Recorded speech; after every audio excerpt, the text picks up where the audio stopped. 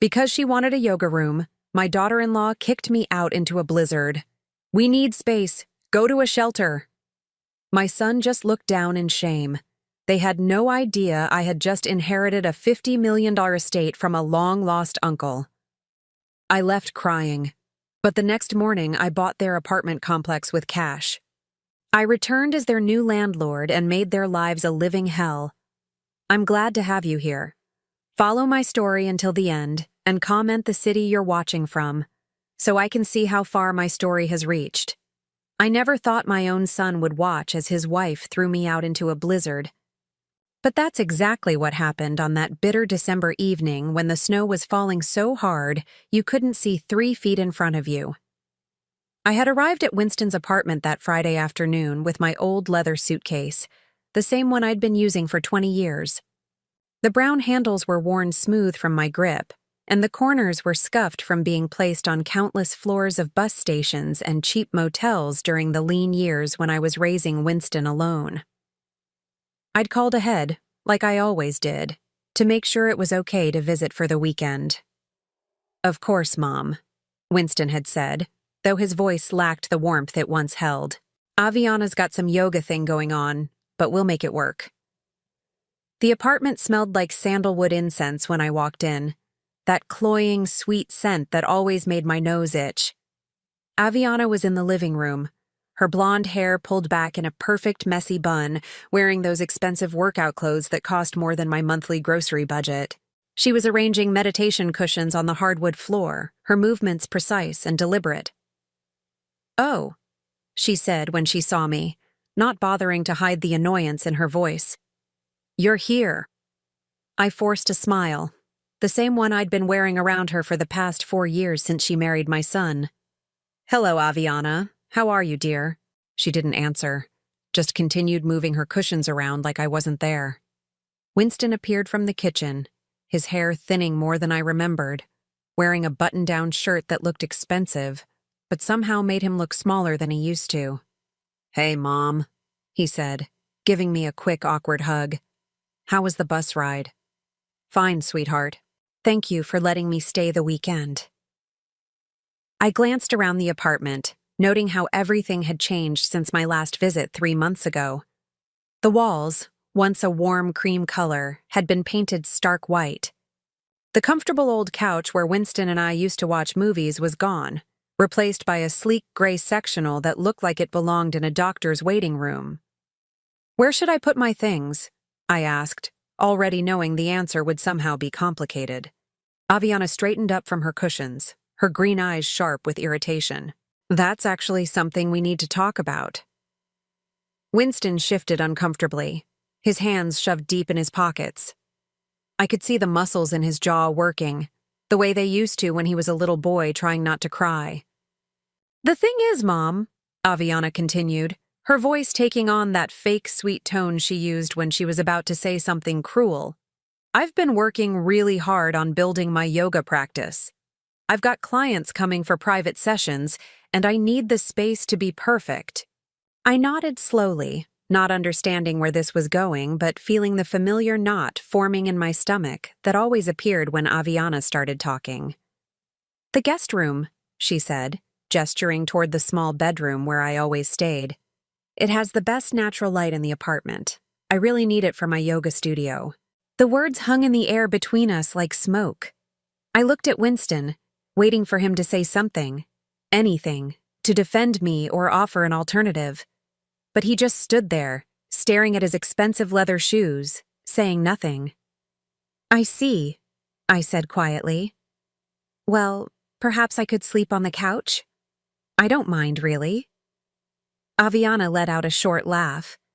"Oh, that won't work either. I have early morning sessions starting at 6 a.m. I can't have someone sleeping in the living room." Outside, the wind was picking up, rattling the windows. I could hear the weather reporter on their muted television talking about the approaching storm, his hands gesturing at a map covered in angry red and white swirls. "Maybe there's a hotel nearby," I suggested, though I knew my monthly budget of $840 from Social Security wouldn't easily cover an unexpected hotel stay in this expensive neighborhood. "Actually," Aviana said, her voice brightening with false enthusiasm. There's a really nice shelter downtown. I read an article about it in the newspaper. They serve hot meals and everything. The words hit me like a physical blow. I felt my face flush with embarrassment and anger. A shelter? It's supposed to be quite clean, she continued, as if she were recommending a restaurant. And they have beds, real beds, not just cots. I turned to Winston, my heart breaking as I watched my only child, the boy I'd raised alone after his father died, the child I'd worked double shifts to put through college, stand there and say absolutely nothing. Winston?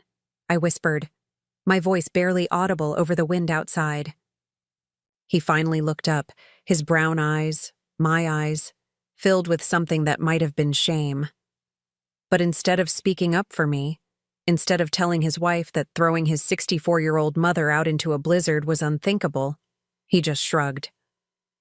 Maybe it would be better, Mom, he said, his voice so quiet I almost didn't hear him. Just for tonight. Until we can figure something else out. I felt something die inside my chest at that moment. Not break, die. This wasn't my son anymore.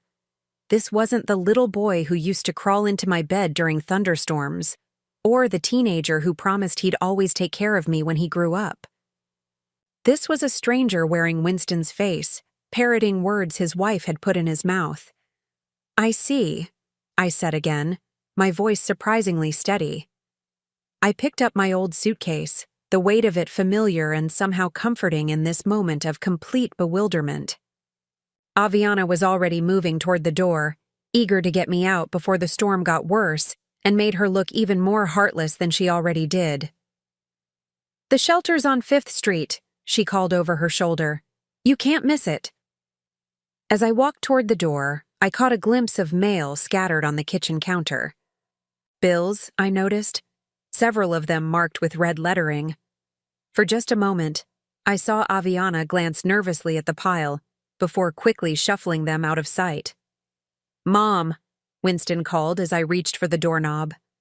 I turned back, hope fluttering in my chest that he might have found his spine, that he might finally stand up to his wife and tell her this was wrong. Instead, he handed me a $20 bill. For a cab, he said, not meeting my eyes. I stared at the crumpled bill in his palm, remembering all the times I'd given him my last $20 when he was in college, all the meals I'd skipped so he could eat, all the nights I'd worked cleaning offices while he slept safely in his bed. Keep it, I said quietly, and walked out into the storm. The cold hit me like a wall. The snow was falling so heavily that I could barely see the streetlights, and the wind was driving the flakes horizontal, stinging my face and seeping through my old wool coat. I pulled my knitted hat down over my ears and started walking, not sure where I was going, but knowing I couldn't stand on their doorstep. My thin boots, bought from a discount store 2 years ago, were not made for this weather. Within minutes, I could feel the cold wetness seeping through to my socks. Each step was treacherous on the icy sidewalk, and I had to stop every few yards to wipe the snow from my glasses.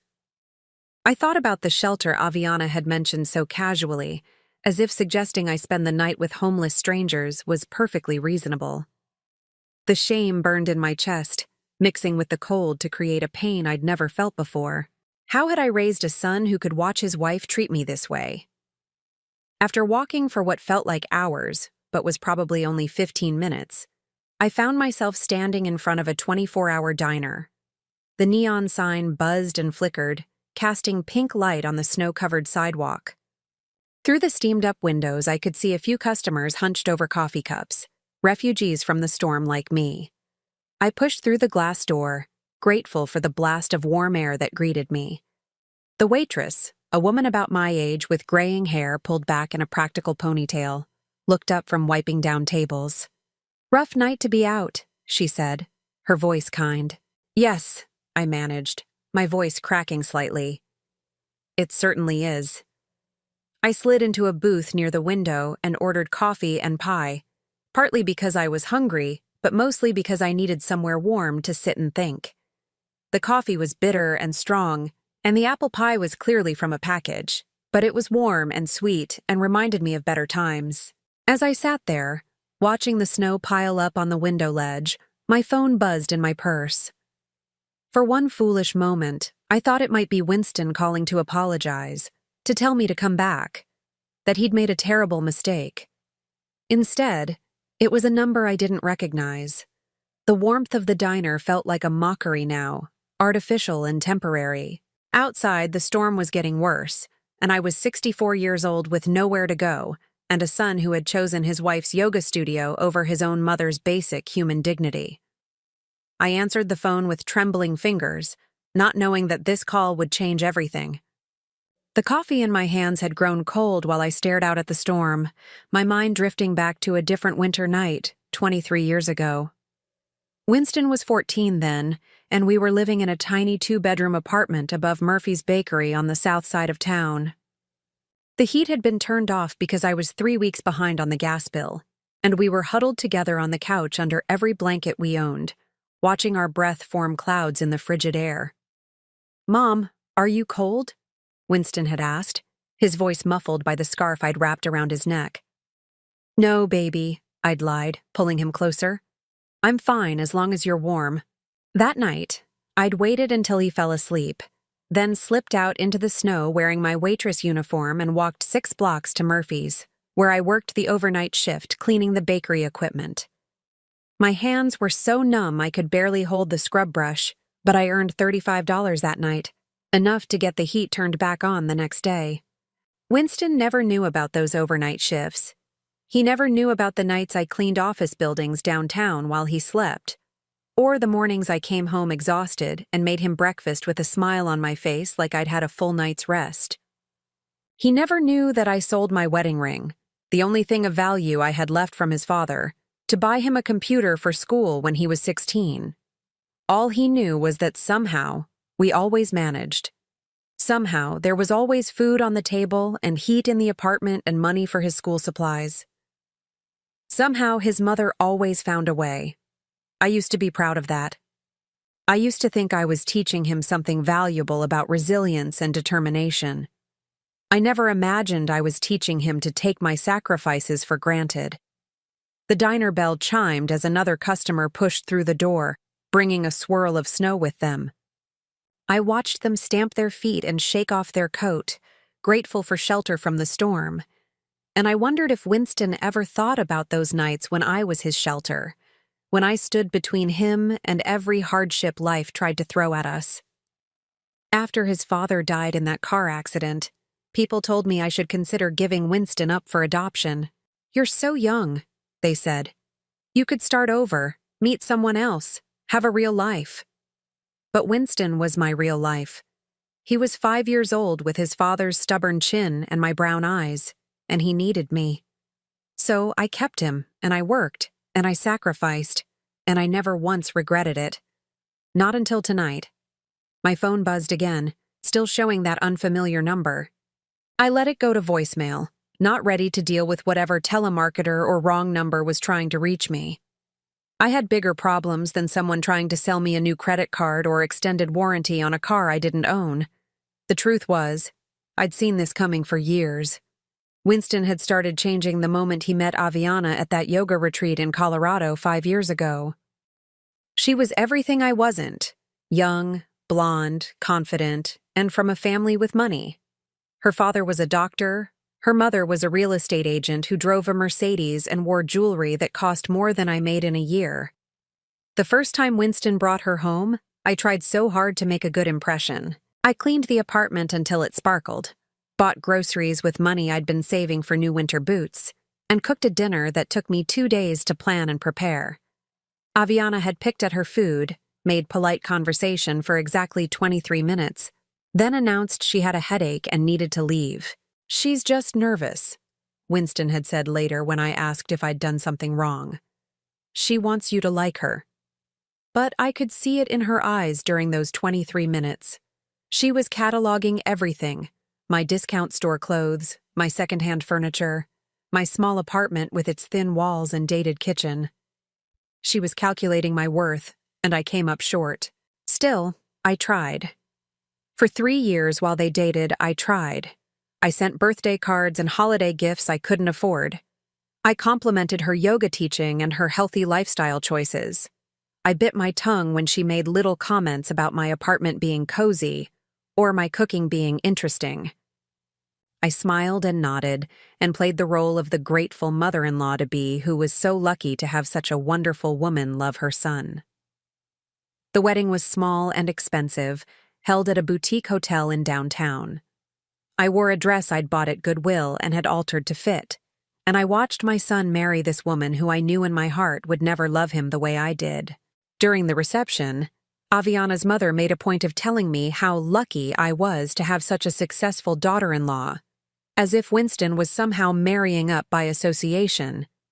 After the wedding, the changes started slowly. First, Winston stopped calling as often. Then, he stopped coming to visit my apartment, claiming it was too far from their place, even though it was only 40 minutes by bus. Then came the suggestions that I should visit them instead, but only with advance notice, and only when it was convenient for Aviana's schedule. Gradually, I became a guest in my son's life, instead of a permanent fixture. And the worst part was, he seemed fine with it. He seemed almost relieved to have someone else making the decisions about when and how often he had to deal with his mother. The last time I'd felt truly welcome in Winston's presence was 2 years ago, during a family barbecue at Aviana's parents' house. Their backyard was beautiful, professionally landscaped with a stone patio and an outdoor kitchen that probably cost more than I'd ever made in a single year. I was sitting at the far end of the table, trying to make conversation with Aviana's aunt, when I overheard Winston talking to Aviana's father. "The thing about my mom," Winston was saying, "is that she never really had any ambition, you know. She was content just working those little jobs and raising me. She never wanted more for herself." I'd felt something twist in my chest hearing those words. Never wanted more? I'd wanted everything: college, a career, travel, love, a second chance at happiness. I'd wanted 1,000 things I never got because I was too busy wanting things for him instead. But sitting in this diner now, with snow piling up outside and nowhere to go, I finally understood something I'd been too blind to see for years.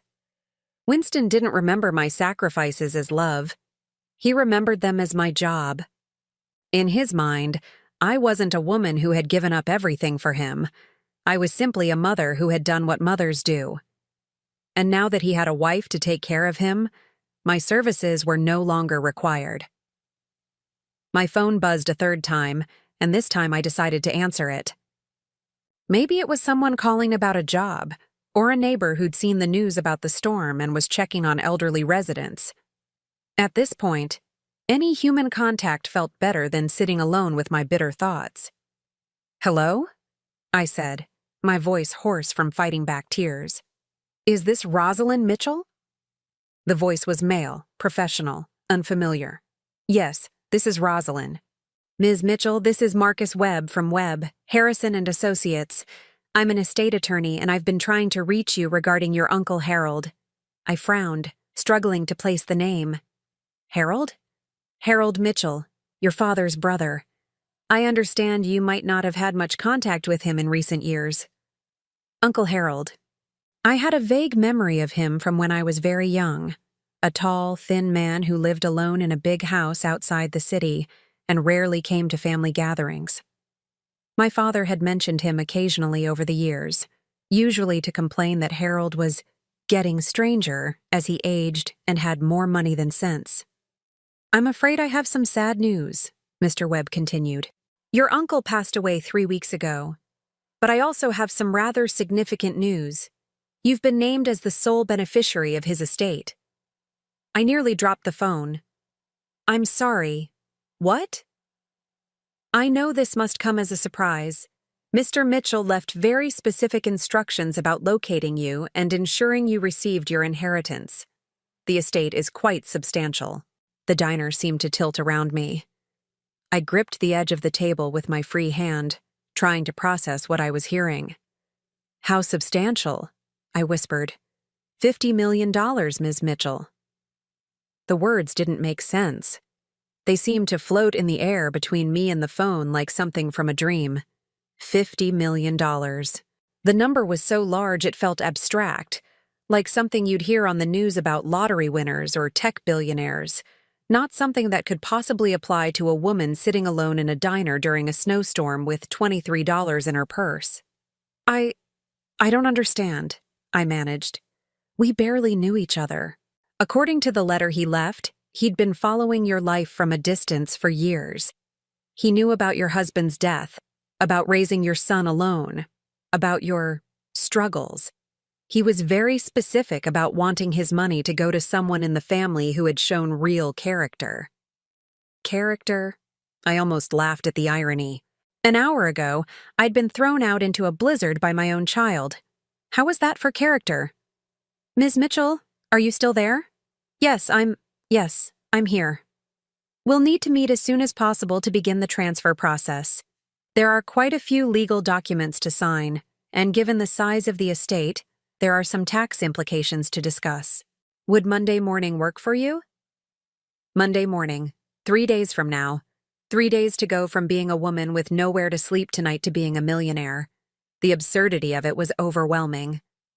Yes, I heard myself say. Monday morning would be fine. After he gave me the address of his office and we hung up, I sat staring at my phone in complete shock. Around me, the diner continued its normal nighttime rhythm.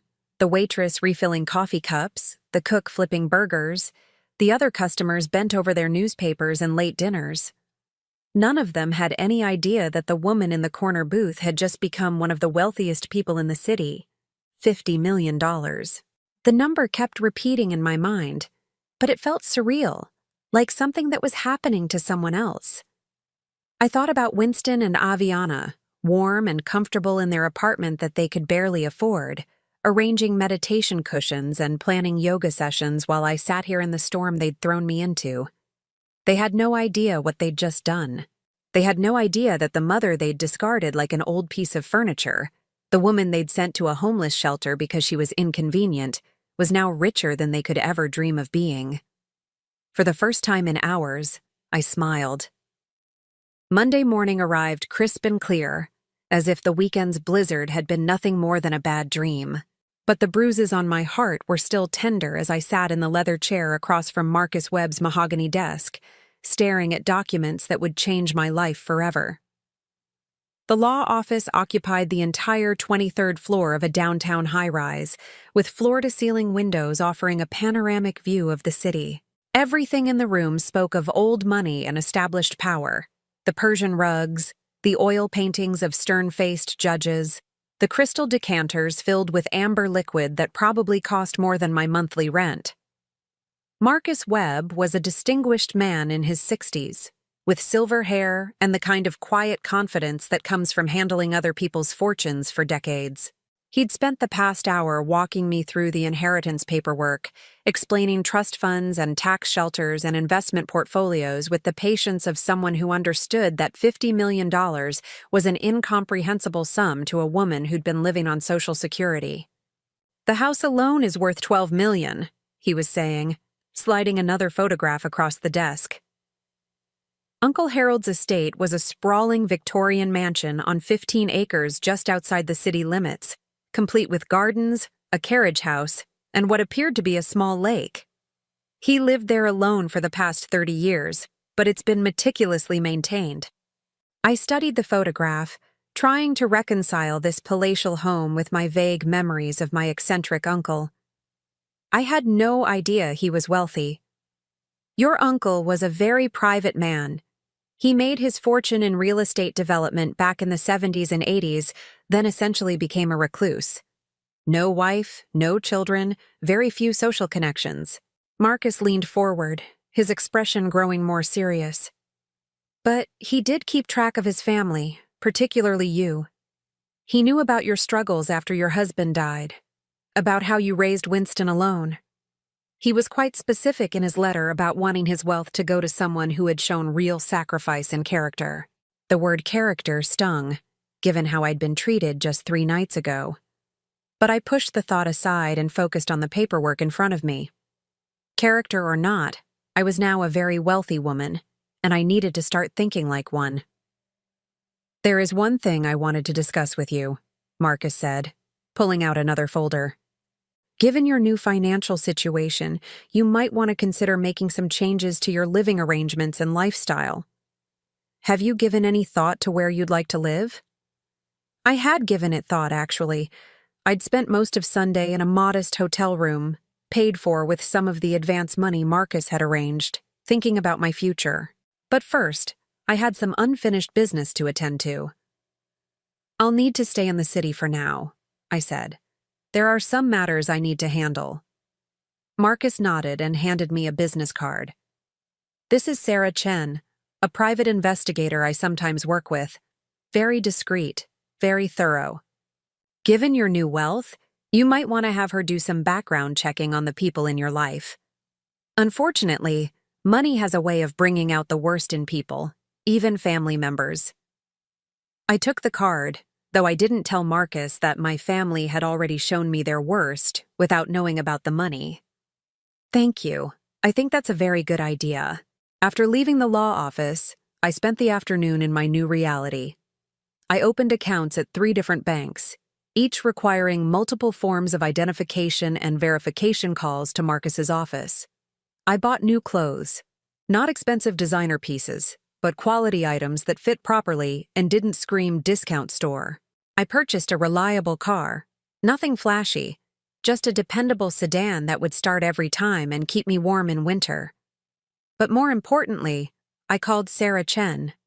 We met at a coffee shop near her office, a sleek woman in her 40s with an MBA from Northwestern and 15 years of experience in corporate investigation. I told her what I needed: a complete financial background check on my son and daughter-in-law. "Most people want to know about assets," she said, taking notes in a leather portfolio. "You want to know about debts?" "I want to know about everything, but yes, especially debts." Sarah's report came back 2 days later, and it was even worse than I'd suspected. Winston and Aviana owed $87,000 in credit card debt, spread across 11 different accounts. Their mortgage was 3 months behind, totaling $9,600 in missed payments. Aviana's yoga business was failing. She'd lost her lease on the downtown studio 6 months ago because she couldn't make the rent, and now she was trying to run private classes out of their apartment to generate income. Even that wasn't working. She had only 4 regular clients, and one of them had recently complained about noise from the neighbors and was threatening to find another instructor. Winston had been laid off from his marketing job 8 months ago and hadn't told anyone, including me. He'd been living off unemployment benefits and the occasional freelance project, but even the unemployment was about to run out. They were 2 weeks away from eviction proceedings on their apartment, and Aviana's car was about to be repossessed. As I read through Sarah's report, sitting in the living room of my new hotel suite, I felt a complicated mix of emotions. Part of me was shocked by the scope of their financial crisis. These were not small problems or temporary setbacks. Winston and Aviana were drowning. But another part of me, a part I wasn't entirely proud of, felt a cold satisfaction. They'd thrown me out into a blizzard because they needed space for yoga classes that weren't making money anyway. They'd sent me to a homeless shelter because I was inconvenient, because I represented the kind of poverty and struggle they were trying so hard to pretend they'd escaped. They had no idea how close they were to losing everything. I spent that evening walking through the neighborhood where Winston and Aviana lived, studying the area with new eyes. It was a gentrified district full of converted warehouses and trendy restaurants, the kind of place where young professionals went to feel sophisticated and urban. The apartments were expensive, but not particularly well built, and the whole area had that slightly desperate feeling of people trying very hard to appear successful. Their building was a converted textile factory, red brick with large windows and a modern glass entrance that was supposed to look industrial chic. According to Sarah's report, the building had 24 units and had been struggling financially since the developers had overestimated the rental market. Half the units were currently empty, and the management company was behind on maintenance and building improvements. I stood across the street, looking up at what I now knew was Winston and Aviana's 4th-floor apartment. I could see lights on in their windows, Probably Aviana practicing her yoga routines, or Winston sending out more job applications that would likely go unanswered. They were up there right now, probably arguing about money, blaming each other for their problems, never imagining that the solution to all their troubles was standing on the sidewalk below, the solution they'd rejected and humiliated just 1 week ago. The next morning, I called Marcus Webb. "I want to buy a building," I told him. "Certainly. What kind of property interests you? Residential, commercial, investment property?" "The Riverside Lofts on 4th Street. I want you to find out who owns it and make an offer." There was a pause on the other end of the line. "Any particular reason for that building?" "I believe it has potential." It took Marcus 3 days to track down the ownership structure and negotiate a deal. The building was owned by a small real estate investment group that had been trying to unload it for months. They were so eager to sell that they accepted my offer of $12 million without even trying to negotiate. By Friday afternoon, I was the new owner of the building where my son lived. Winston and Aviana had no idea, of course. The sale was handled through a shell company that Marcus had set up, and the management would remain the same for now. As far as my tenants knew, nothing had changed, but everything had changed. I spent that weekend in my hotel suite planning. I had Sarah pull the rental agreements and lease terms for all the units in the building. I studied the maintenance records and building expenses. I reviewed local rental rates and building codes. I was no longer just a heartbroken mother who'd been cruelly rejected. I was a businesswoman with $50 million and a very specific problem to solve. The problem was that my son and his wife had forgotten how to treat people with basic human decency. They'd become so focused on their own wants and needs that they'd lost sight of fundamental values like respect, gratitude, and compassion. They needed to be reminded of these values, and since they'd shown no inclination to learn them on their own, I was going to provide some educational opportunities. On Monday morning, I met with the building's management company. I told them I wanted to implement some improvements to increase the property value and rental income. I authorized a complete renovation of the building's common areas, starting with the lobby and mailroom. I approved new security measures, including cameras and a more sophisticated entry system. I signed off on landscaping improvements and exterior cleaning. All of these changes were perfectly reasonable for a new owner who wanted to improve their investment. The fact that they would also give me detailed information about the comings and goings of my tenants was simply a convenient side effect. I also approved some policy changes. The management company would now be much more strict about lease enforcement. Late rent payments would result in immediate notices. Noise complaints would be taken seriously and documented. Violations of building rules, like using common areas for unauthorized business purposes, would result in warnings and potential fines. These policies would apply to all tenants equally, of course. I wasn't targeting anyone specifically. I was simply ensuring that my building was run professionally, and that all residents followed the same rules. The fact that these rules might be particularly challenging for tenants who were already struggling financially, or who were trying to run yoga businesses out of apartments that were zoned for residential use only, was simply a matter of coincidence. By the end of that first week as a property owner, I had learned several interesting things. Winston left the building every morning at 8:30, dressed in a suit as if he were going to work, but according to the doorman, he usually returned by noon with coffee and a newspaper. Aviana had clients coming to the apartment for yoga sessions, which was technically a violation of both the lease agreement and the building's residential zoning. They'd had 3 noise complaints from neighbors in the past month, and their rent was now 12 days overdue. I sat in my hotel suite that Friday evening, reading through the management reports, and felt a deep sense of satisfaction. Not revenge. I told myself it wasn't revenge. This was simply education. Winston and Aviana needed to learn some important lessons about consequences, about how their actions affected other people, about what happened when you treated others with cruelty and disrespect. I was simply providing them with a learning environment. My phone rang, interrupting my thoughts. The caller ID showed Winston's number. I stared at the phone for several rings, then let it go to voicemail. A few minutes later, I played the message back. "Mom?" His voice sounded strained, worried. I wanted to check on you. Make sure you were okay after that storm last week. I know things got a little heated, and Aviana feels bad about how everything went down. Maybe we could get together for coffee or something. Talk things through?" I deleted the message without calling back. The education had begun. 3 weeks had passed since I'd become the anonymous owner of the Riverside Lofts, and the changes were already beginning to show. What Winston and Aviana didn't know was that their new landlord was watching every move they made, documenting every rule violation, and slowly tightening the screws on their comfortable little world. I'd established a routine of visiting the building twice a week, always in my new car with tinted windows, always at different times of day. I told myself I was simply monitoring my investment, ensuring the management company was doing their job properly. But the truth was more complicated than that. I was studying Winston and Aviana the way a scientist studies lab rats, observing their behavior as their environment became increasingly hostile. The first major change had been the rent increase.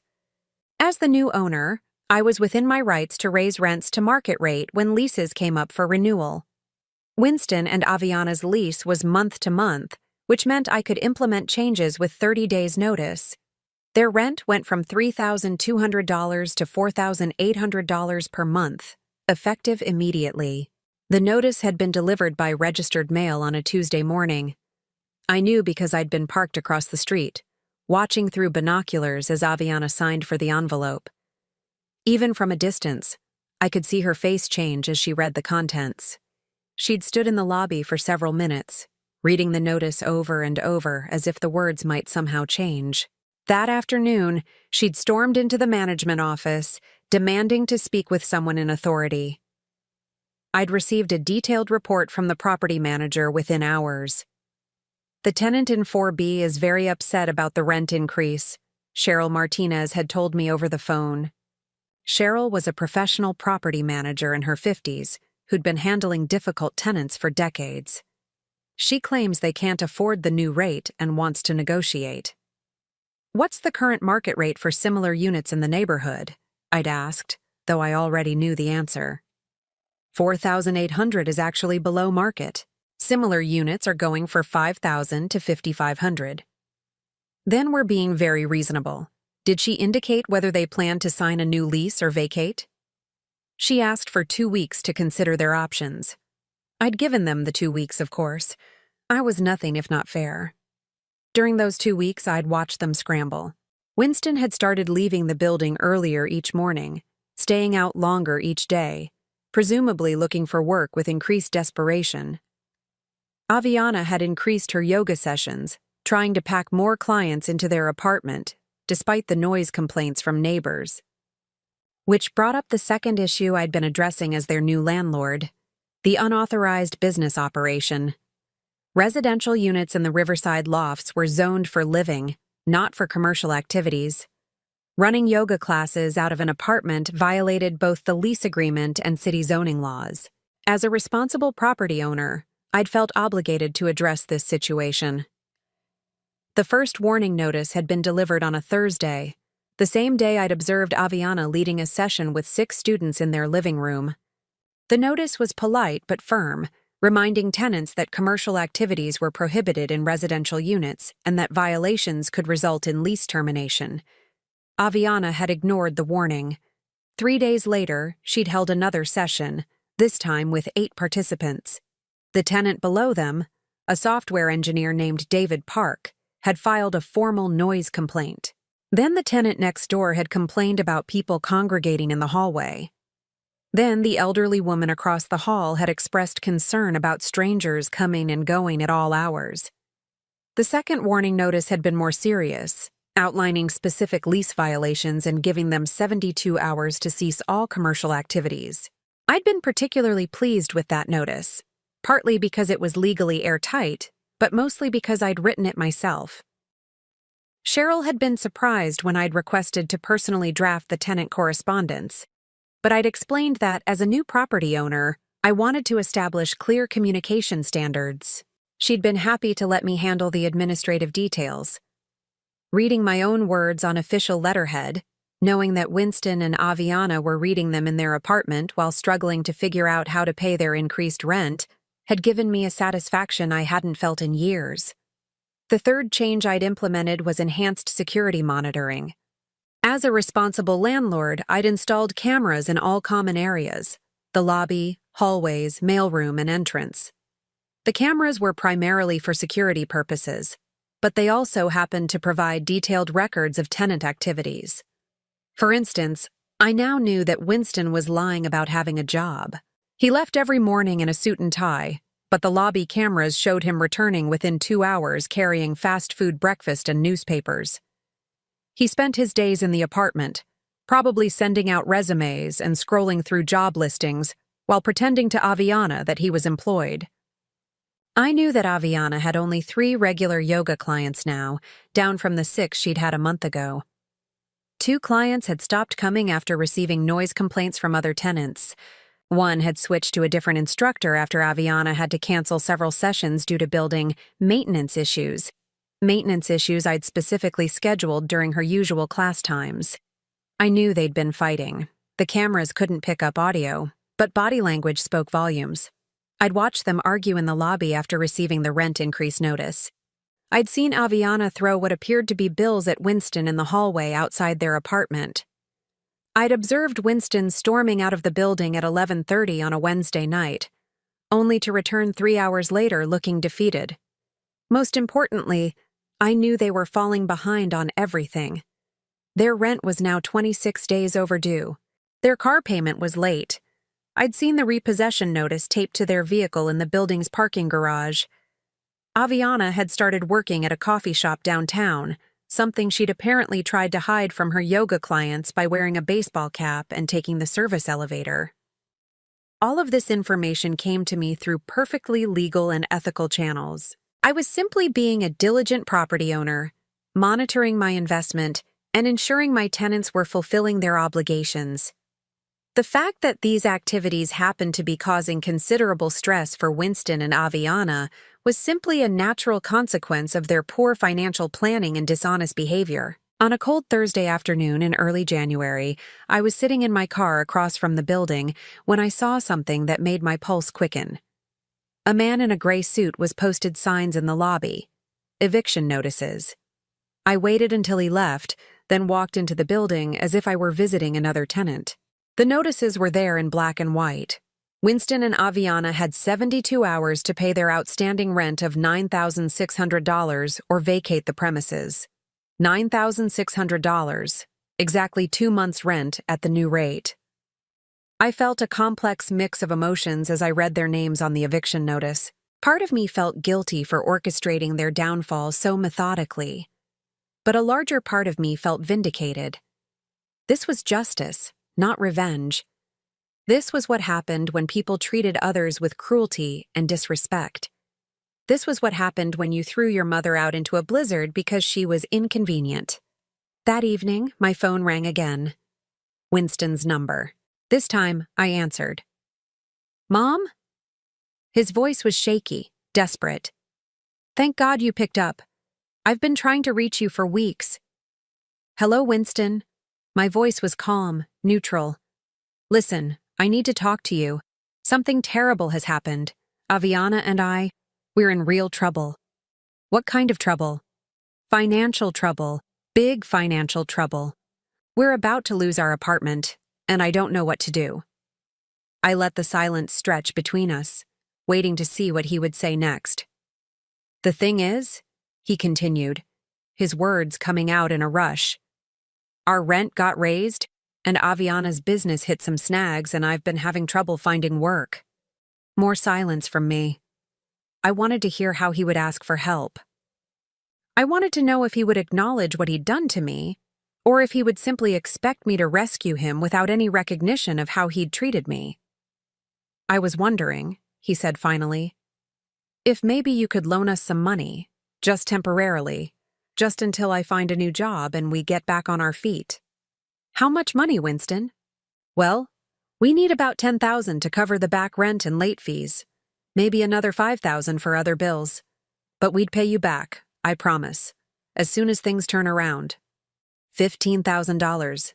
He was asking me for $15,000 just 3 months after his wife had thrown me out into a storm and suggested I stay at a homeless shelter. That's a lot of money, Winston. I know, and I wouldn't ask if we weren't desperate. But Mom, they're going to evict us. We have nowhere else to go. The irony was almost too perfect. 3 months ago, I'd had nowhere to go, and he'd watched his wife send me out into a blizzard. Now he was the one with nowhere to go, calling the mother he'd abandoned to rescue him. Have you tried asking Aviana's parents? I asked. They cut us off. They said we were being financially irresponsible and they weren't going to enable us anymore. So even Aviana's wealthy parents, who'd always looked down on me as poor and unsophisticated, had more sense than to throw good money after bad. They'd recognized that Winston and Aviana's problems weren't temporary setbacks, but the result of fundamental character flaws. I see, I said. And what about your friends? Surely you have friends who could help? Everyone's struggling, Mom. The economy is tough right now. The economy that had been tough for me my entire life. The economy I'd navigated alone while raising him. The economy that had never prevented me from providing for him when he needed me. Winston, I said finally, I need to think about this.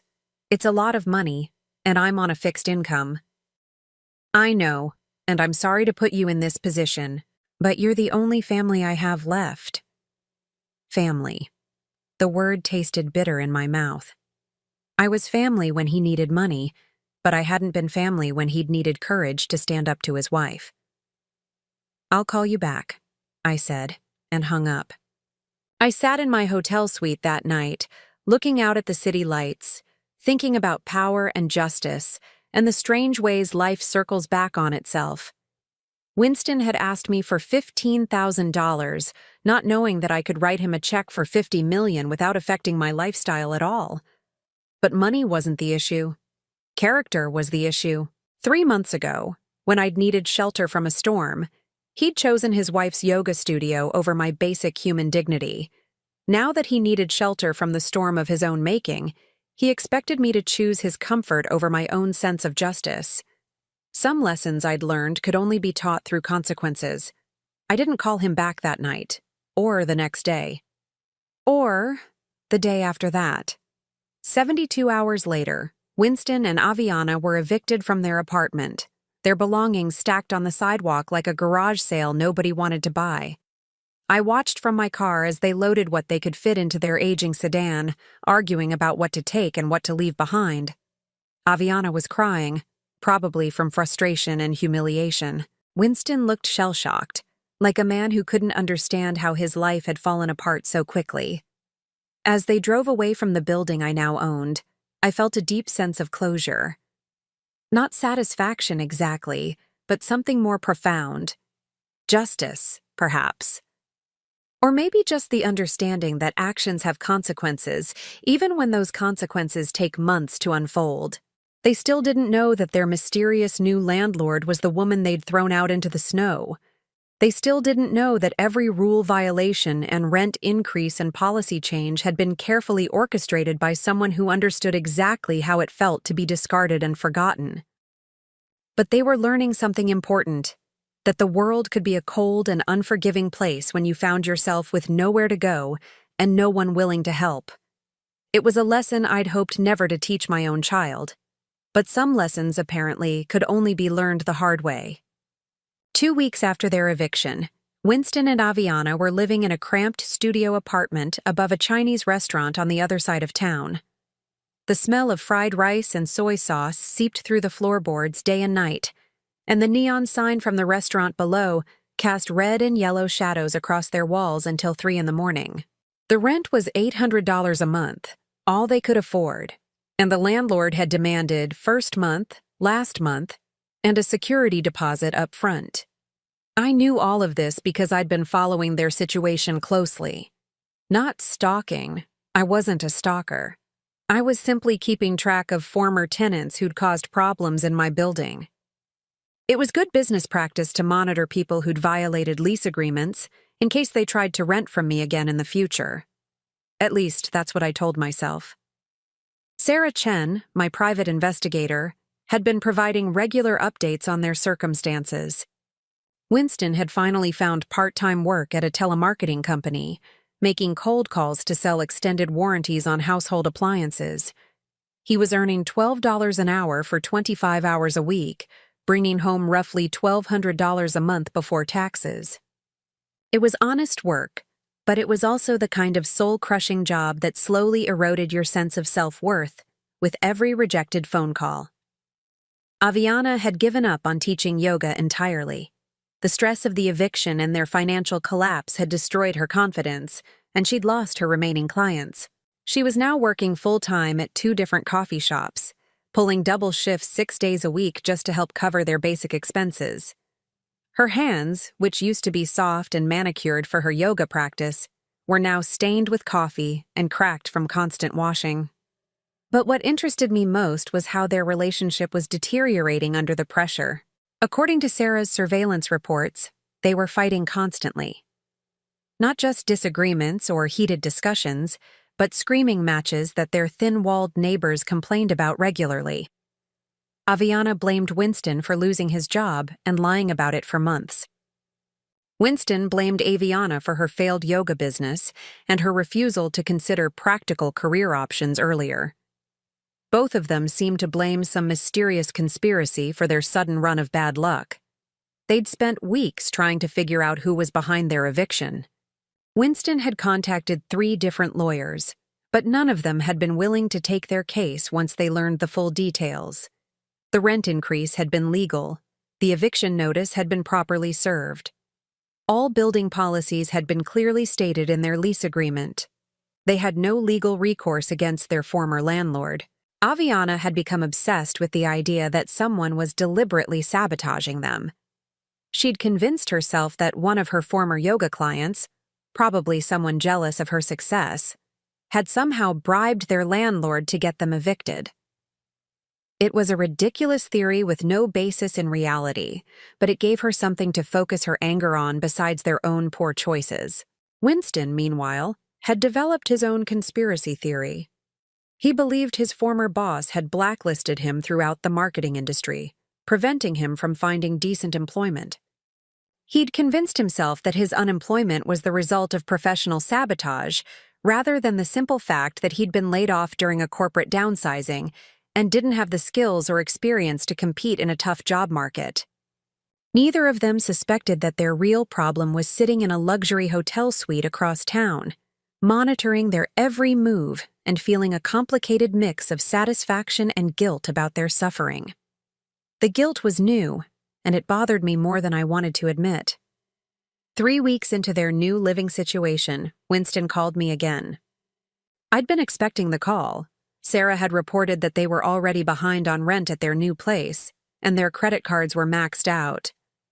They were approaching complete financial collapse, and I was still the only person in their lives who might be able to help them. "Mom," he said when I answered, his voice hollow with exhaustion. "I know you're probably busy, but I really need to talk to you." "About what, Winston?" "About everything. About what happened that night with the storm. About how Aviana and I have been struggling.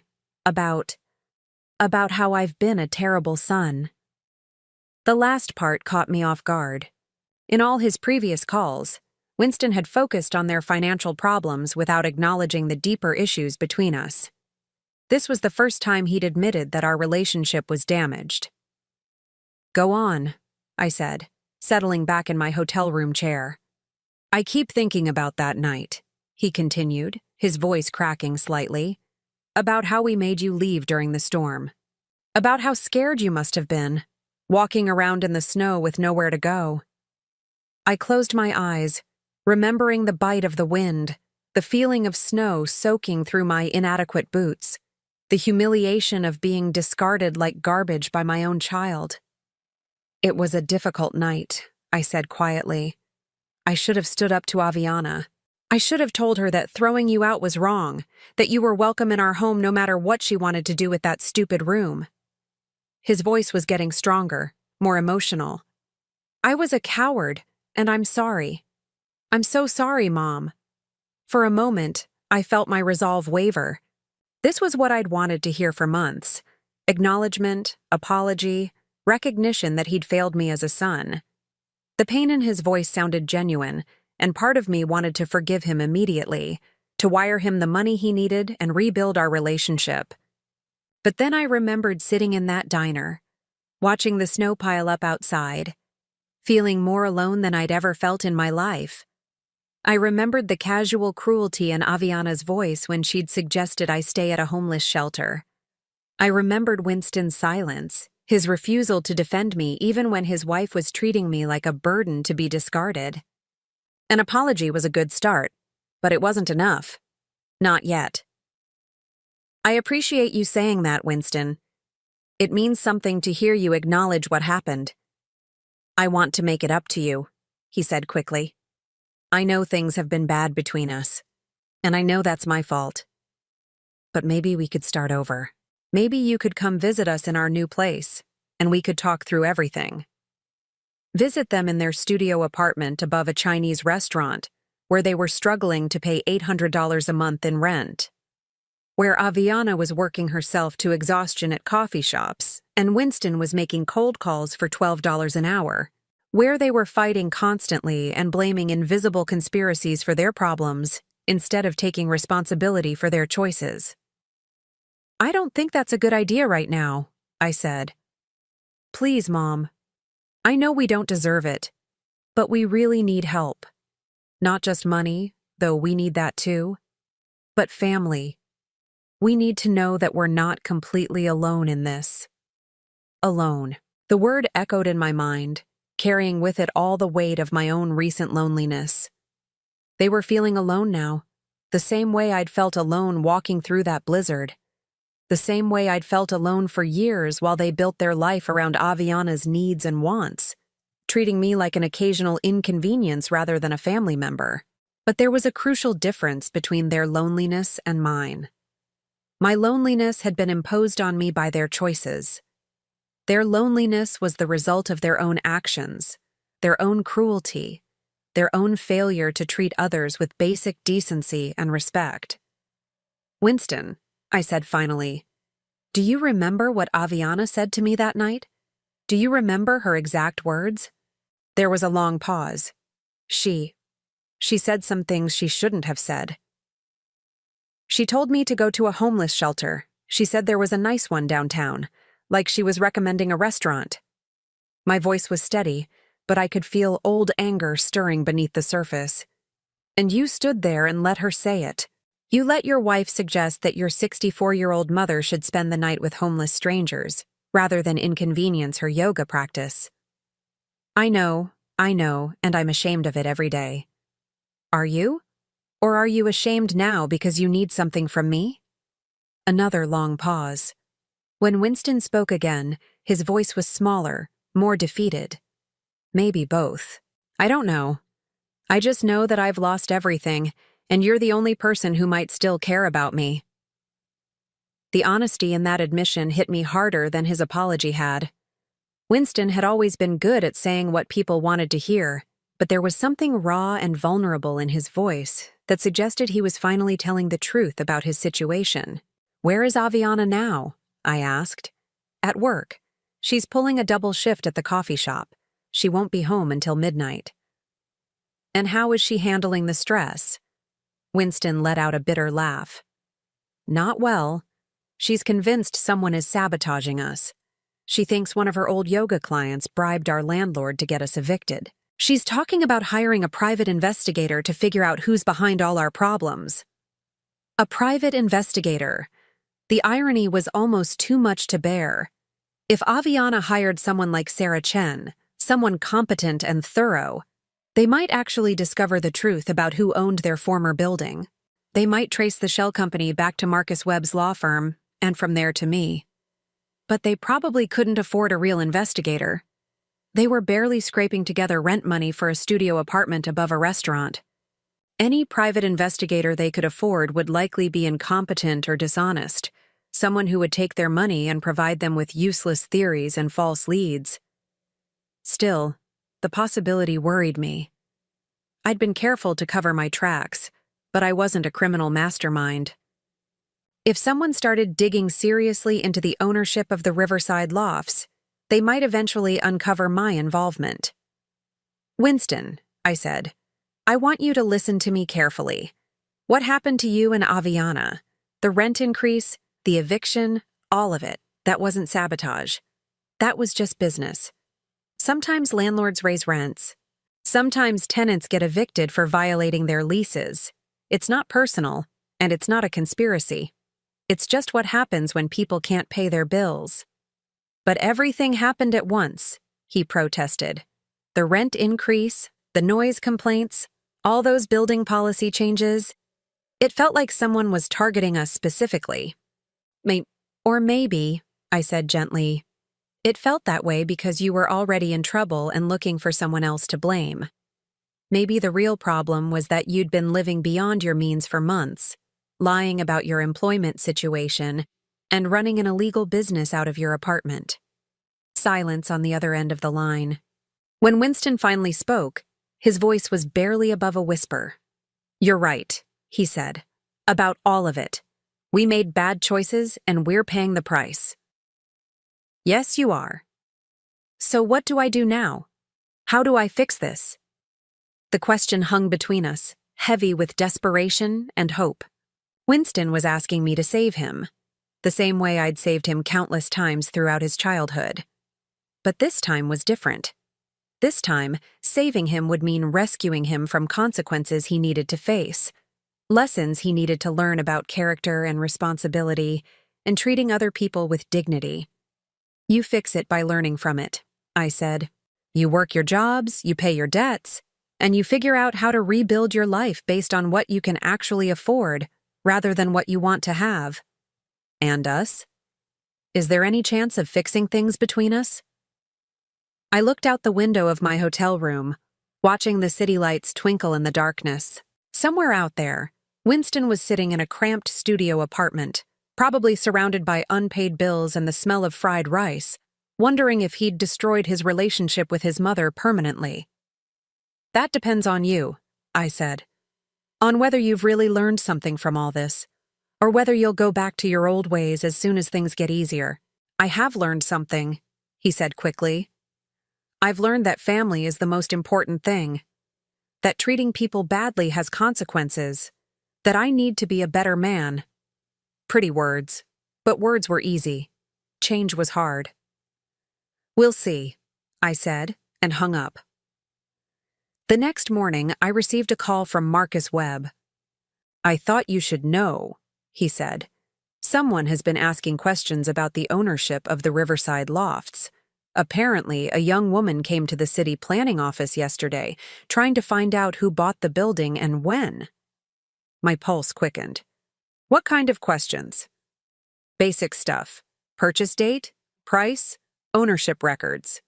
All public information, but it suggests someone is starting to investigate the sale." Aviana. She was actually following through on her conspiracy theory, trying to track down the mysterious new landlord who had destroyed her life. And if she kept digging, if she traced the ownership back through the shell company to Marcus's firm and eventually to me, the whole carefully constructed plan could come crashing down. "What do you recommend?" I asked. "Nothing dramatic. The legal structures we put in place should hold up under casual scrutiny. But if someone hires a real private investigator, someone with experience in corporate law, they might be able to piece things together." I spent the rest of the day thinking about exposure, about what would happen if Winston and Aviana discovered the truth. Would Winston understand that justice had been served? Would he see the poetic appropriateness of learning about homelessness from the woman he'd sent out into a blizzard? Or would he simply see it as confirmation that the world was out to get him, that his mother was just another person trying to destroy his happiness? Either way, I realized, the time for hiding was coming to an end. Soon, one way or another, Winston would learn the truth about what had happened to his life. And then we would discover whether he'd really learned anything at all. The meeting I'd been both dreading and anticipating finally came 6 weeks later, on a gray March afternoon, when the last of winter's snow was melting into dirty slush on the sidewalks. Marcus Webb had called that morning to inform me that Aviana had indeed hired a private investigator. Not a competent one, thankfully, but someone persistent enough to eventually trace the Riverside Loft's ownership back to my shell company. "She knows," Marcus had said simply. "Maybe not everything, but enough to cause problems. You should probably consider how you want to handle this." I'd known this moment would come eventually. Part of me had even wanted it to come. Living with a secret this large was exhausting, and there was something appealing about the idea of finally confronting Winston and Aviana with the truth about what they'd done and what it had cost them. The call came that afternoon. Winston's number, but when I answered, it was Aviana's voice I heard. "We know it was you," she said without preamble, her voice tight with anger and something that might have been fear. I took a slow breath, settling back in my hotel room chair. After months of watching and planning and orchestrating their downfall from the shadows, it felt strange to be speaking directly to the woman who'd thrown me out into a blizzard. "Hello, Aviana," I said calmly. "What exactly do you think you know?" "Don't play games with us. We know you bought the building. We know you're the reason we got evicted, the reason our lives fell apart. What I don't understand is why. Where are you calling from?" "We're in the lobby of your hotel. We're coming up." The line went dead. I stood up and walked to the window, looking down at the street below. Sure enough, I could see Winston's battered sedan parked in front of the hotel entrance, snow melting off its dirty windshield. Within 10 minutes, there was a knock at my door. When I opened it, Winston and Aviana stood in the hallway like a pair of refugees from their own life. Winston looked thinner than he had 6 months ago, his face gaunt and his clothes hanging loose on his frame. Aviana looked worse. Her blonde hair was stringy and unwashed. Her expensive yoga clothes had been replaced by cheap jeans and a coffee shop uniform shirt. And her eyes had the hollow, desperate look of someone who'd been pushed past their breaking point. "Come in," I said, stepping aside. They entered my suite slowly, looking around at the luxury accommodations with a mixture of awe and resentment. The room was larger than their current apartment, with a sitting area, a work desk, and floor-to-ceiling windows overlooking the city. Room service had left fresh flowers on the coffee table that morning, and the air smelled like expensive soap and clean linens. "Nice place," Aviana said, her voice dripping with sarcasm. "Business must be good for someone living on Social Security." I gestured to the sofa. "Please, sit down. We have things to discuss." Winston perched on the edge of the couch like he was ready to run at any moment. Aviana remained standing, her arms crossed, her posture aggressive and defensive at the same time. "How long have you known?" I asked. "About a week," Winston said quietly. "Aviana hired this investigator guy, and he traced the building ownership back through some company to a law firm. When we went to the law firm, they wouldn't tell us anything, but Aviana saw your name on some papers." "I saw more than that," Aviana interjected, her voice rising. "I saw financial records showing you paid $12 million for that building. $12 million. Where the hell did you get $12 million? I walked to the window, looking out at the city where I'd lived my entire life, where I'd struggled and sacrificed and raised my son alone, where I'd been discarded like garbage by the very people now demanding explanations from me. "I inherited it," I said simply, "from my Uncle Harold." "Uncle Harold?" Winston's voice was confused. "I barely remember him." "Yes, well, he remembered you. He remembered all of us. He'd been following our family from a distance for years, and when he died, he left everything to me. $50 million, Winston. He left me $50 million because he thought I'd shown character and resilience in raising you alone." The silence that followed was profound. I turned back to face them, watching as they processed this information. Winston's mouth was hanging open slightly. Aviana was staring at me like I'd just revealed I was an alien from another planet. 50 million, Winston whispered. Yes. I became wealthy 3 days after you threw me out into that blizzard. 3 days after your wife suggested I spend the night in a homeless shelter because I was inconvenient to her yoga practice. Aviana's face flushed red. That was just... We were stressed about money, and we needed the space. You were stressed about money, I said, my voice still calm. So you solved the problem by making your stress into someone else's emergency. You took your financial problems and turned them into my housing crisis. We didn't know about the inheritance, Winston said desperately. If we'd known you had money, obviously things would have been different. Would they? I tilted my head, studying his face. You think the problem was that you didn't know I was wealthy? The problem, Winston, was that you knew I was your mother, and you let your wife treat me like trash anyway. It wasn't like that, Aviana protested, but her voice lacked conviction. It was exactly like that. I sat down in the chair across from them, my movements deliberate and controlled. You wanted my room for yoga classes that weren't making money anyway. You wanted me gone so you could pretend your life was more elegant and sophisticated than it actually was. And when I pointed out that there was a blizzard outside, you told me to go to a shelter. We made a mistake, Winston said, his voice cracking. A terrible mistake. But Mom, you destroyed our lives over it. You made us homeless. You ruined Aviana's business. You cost me my relationship with my wife. I didn't destroy anything, I said firmly.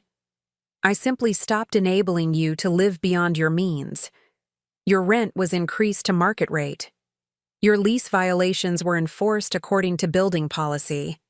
Your eviction was the result of your failure to pay rent, not any action I took against you personally.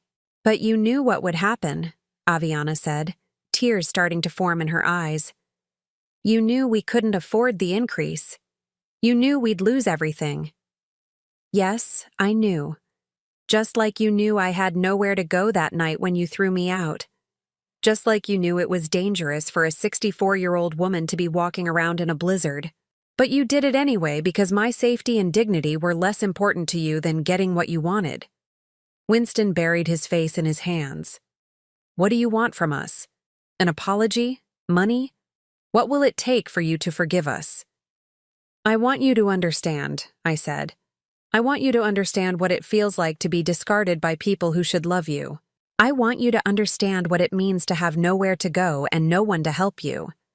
I want you to understand that actions have consequences, even when those consequences take months to unfold. We understand, Aviana said quickly.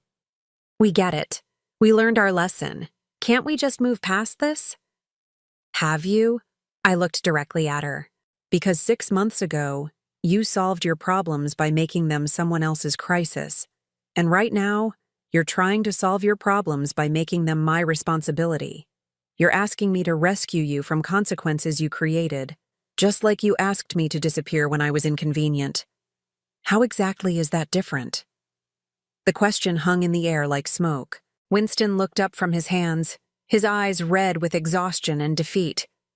Aviana's mouth opened and closed silently, like a fish gasping for air.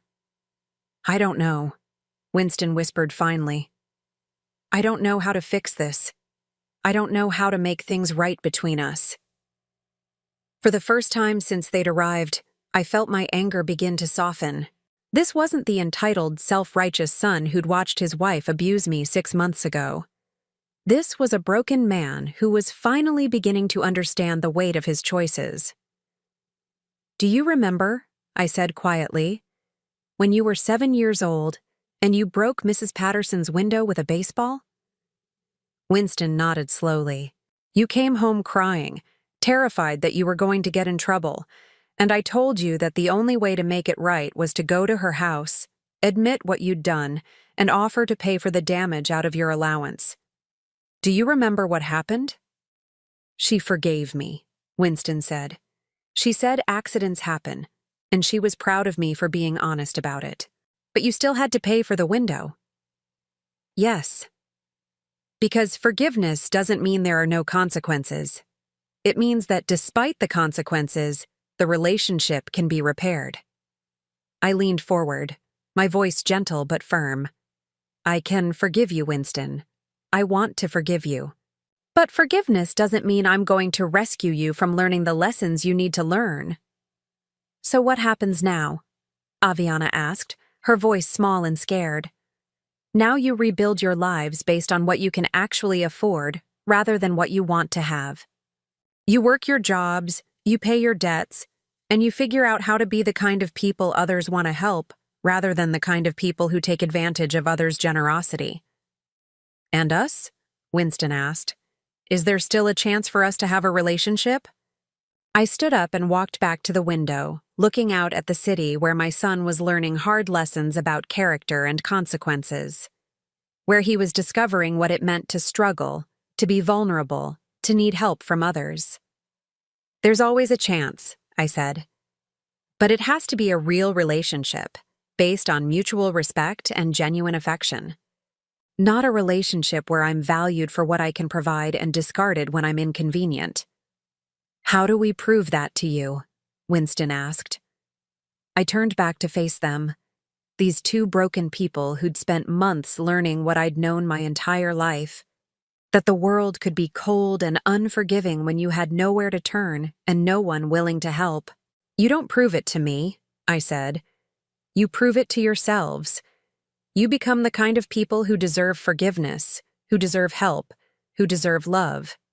And maybe someday, if you succeed, we can try again.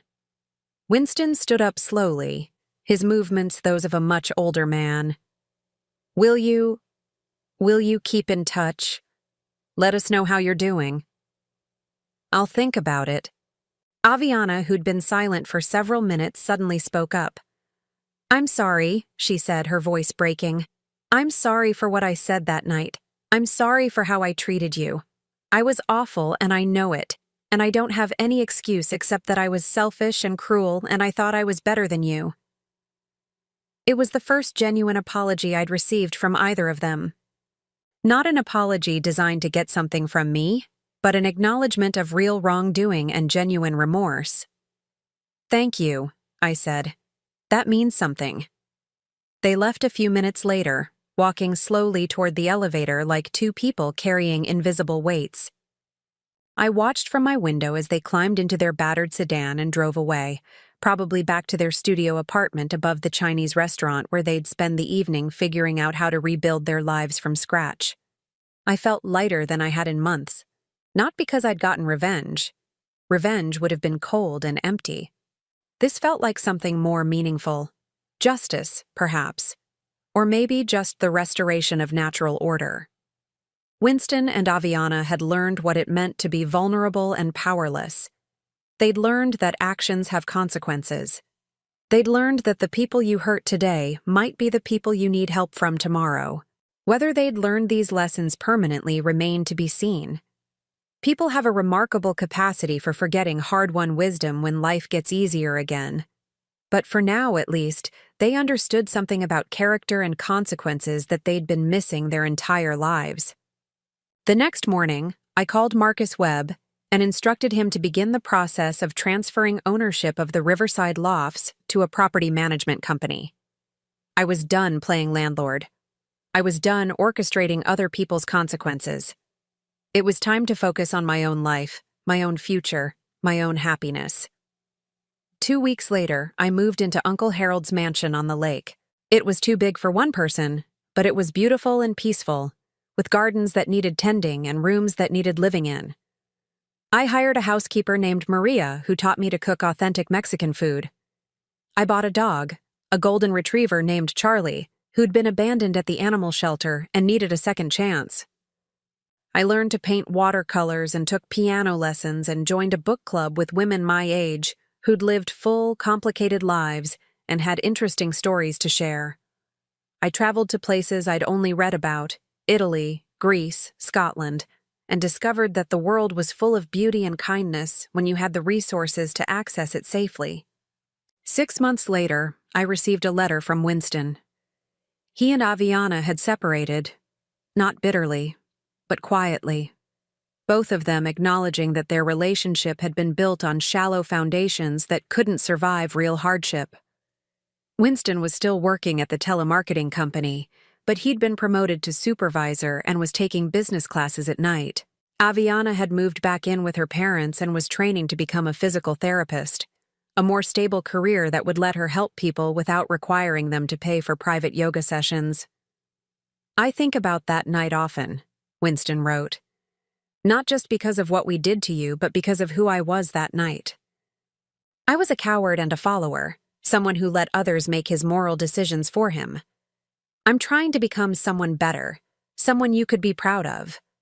I don't know if I'll succeed, but I'm trying."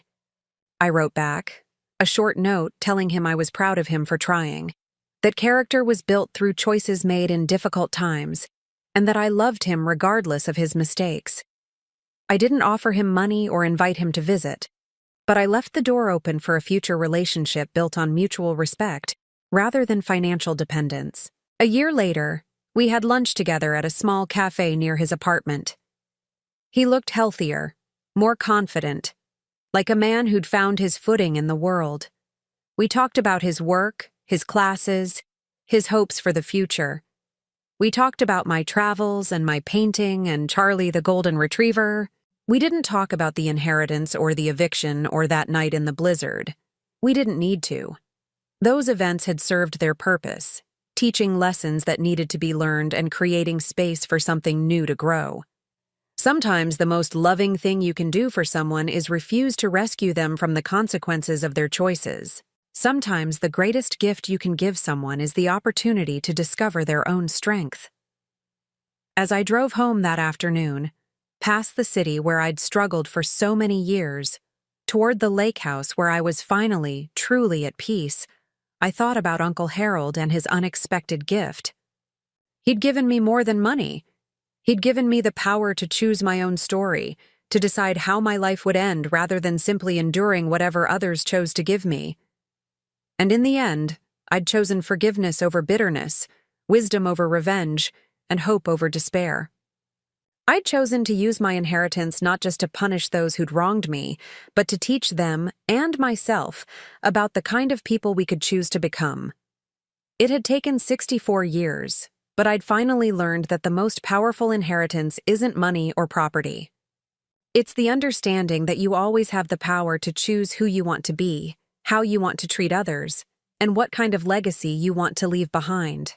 And that knowledge, I realized, was worth more than $50 million. Now I'm curious about you who listened to my story. What would you do if you were in my place? Have you ever been through something similar? Comment below, and meanwhile, I'm leaving on the final screen 2 other stories that are channel favorites, and they will definitely surprise you. Thank you for watching until here.